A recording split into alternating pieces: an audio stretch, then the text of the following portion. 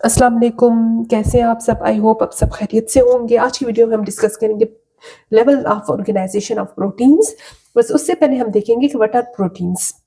So proteins are basically large molecules made up of amino acids linked by peptide bonds. मतलब amino acid जो join together होते हैं through peptide bonds and large molecules बनाते हैं जिनको हम proteins कहते हैं. So they are basically made up of proteins. Importance क्या है proteins की? So कुछ होती है हमारे पास structural proteins just like keratin and collagen वगैरह. collagen हमारी स्किन में होती है, keratin hair and nails में. enzymes की तो बहुत सी एग्जाम्पल है like amylase, pepsin, hexokinase, glucokinase, aldolase, phosphofructokinase. All these are example of enzymes and all enzymes are proteins. Transport proteins में हमारे पास आ जाते हैं फॉर एग्जांपल हेमोग्लोबिन जो कि ट्रांसपोर्ट करती है ऑक्सीजन को थ्रू आवर बॉडी. हार्मोन्स की बेस्ट एग्जांपल है insulin and insulin is required to maintain our blood glucose level.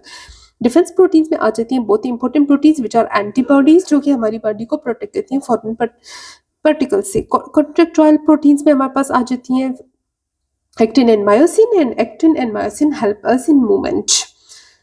Storage proteins में हमारे पास आ जाती हैं फेरिटिन एंड फेरिटिन जो है स्टोर करती है आयरन को. इसी तरह से रिसेप्टर प्रोटीन्स होती है हमारी बॉडी में जैसे कि मेम्ब्रेन रिसेप्टर. सो ये सब जो है इंपॉर्टेंट रोल्स हैं प्रोटीन्स के एंड हमारी बॉडी के बहुत ही इंपॉर्टेंट रोल्स हैं.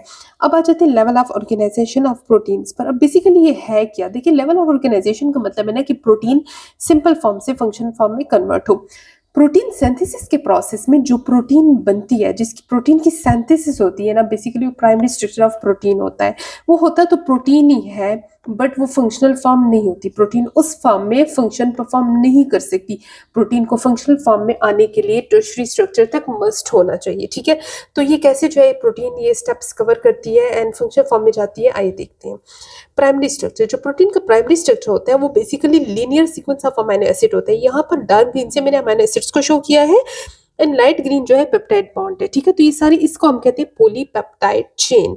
तो इस तरह से अमीनो एसिड जो है बीड्स ऑन स्ट्रिंग की तरह जो है एक कनेक्टेड होते हैं एक और ये लीनियर स्ट्रक्चर बनाते हैं. ये प्रोटीन का सिंपल प्राइमरी स्ट्रक्चर होता है जो हमारे पास प्रोटीन सिंथेसिस के बाद आता है.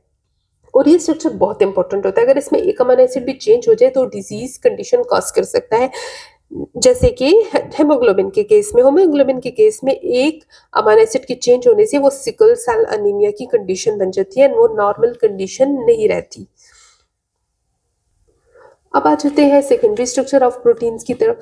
तो जी प्राइमरी स्ट्रक्चर सेकेंडरी स्ट्रक्चर में ऐसे कन्वर्ट होता है कि उसमें कुछ बॉन्ड्स बनते हैं. ठीक है, अब जैसे कि ये लीनियर से स्ट्रक्चर है ना, इस लीनियर स्ट्रक्चर में कुछ बॉन्ड्स बनेंगे, इंट्रैक्शंस होंगी nitrogen atom and oxygen atoms में. तो उससे क्या होगा ना, वो आपस में एक दूसरे के अमीनो एसिड के जो ये बॉन्ड्स की वजह से अट्रैक्शन होगी.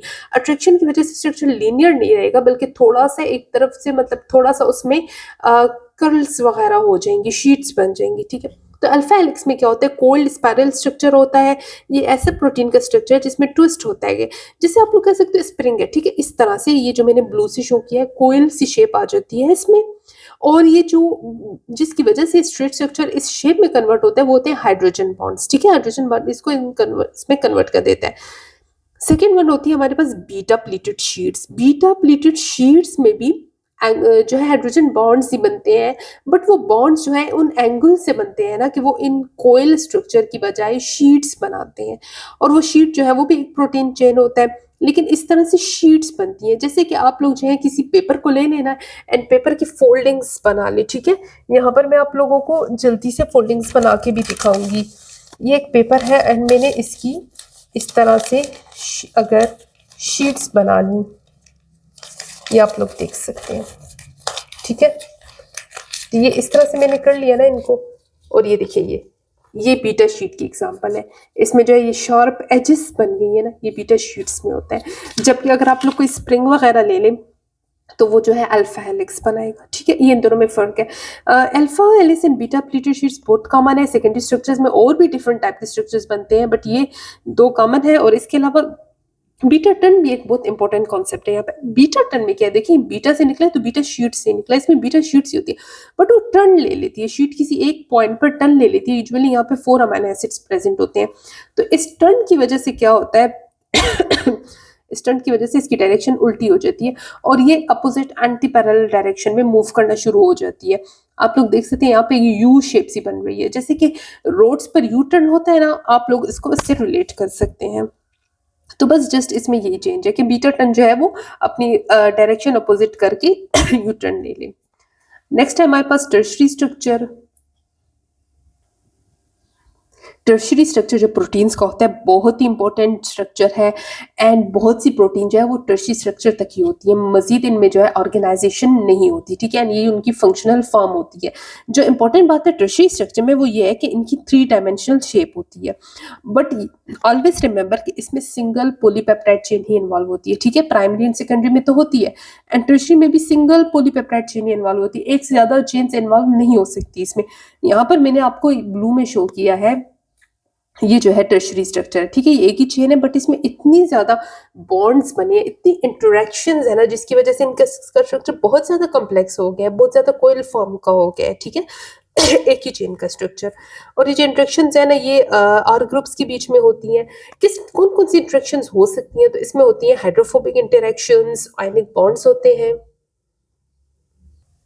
इसके अलावा इनमें भी मोस्ट इम्पोर्टेंटली हाइड्रोजन बॉन्ड्स होते हैं, वंडरवाल फोर्सेस होती हैं, एंड डाइसल्फाइड बॉन्ड्स होते हैं, ब्रिजेस होती हैं, जो कि मोस्टली सिस्टीन के जो है बीच में बनती हैं। अब यहाँ पे जो टर्शरी स्ट्रक्चर्स हैं प्रोटीन्स की बहुत ज़्यादा इंपॉर्टेंट है, बहुत सी प्रोटीन्स के जो है मोस्ट ऑफ द प्रोटीन्स के टर्शरी स्ट्रक्चर्स ही होते हैं फुल फंक्शनल फॉर्म है, ठीक है, इनमें बाकायदा से एक्टिव साइट भी प्रेजेंट होती है एंजाइम्स के लिए, ये अपना फंक्शन परफॉर्म कर सकते हैं।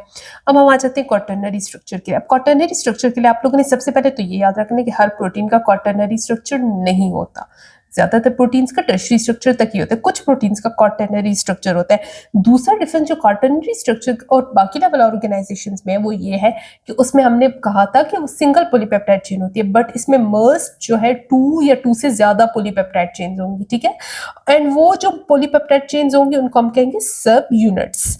तो देखिए अरेंजमेंट ऑफ 2 और more polypeptide chain into a functional protein, ये है क्वाटरनरी स्ट्रक्चर। और इसकी एग्जांपल हम लेंगे हेमोग्लोबिन। हेमोग्लोबिन एक ऐसी प्रोटीन है जिसके 4 सब यूनिट्स हैं, 2 अल्फा 2 बीटा।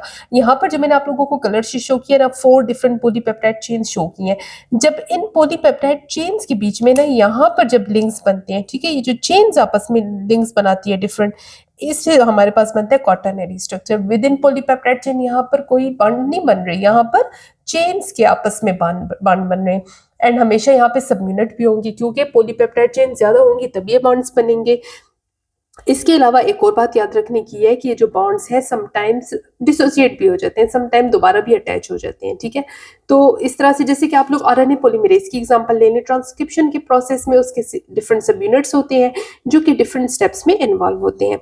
आई होप कि आपको ये टॉपिक बहुत अच्छे से समझ आ गया होगा, बट आप लोगों को फिर भी कोई प्रॉब्लम है, कोई क्वेश्चन है, आप लोग मुझसे कमेंट सेक्शन में पूछ सकते हैं, मैं आप लोगों के सब क्वेश्चंस की रिप्लाई दूंगी। नेक्स्ट वीडियो तक मुझे इजाजत दीजिए, अल्लाह हाफिज।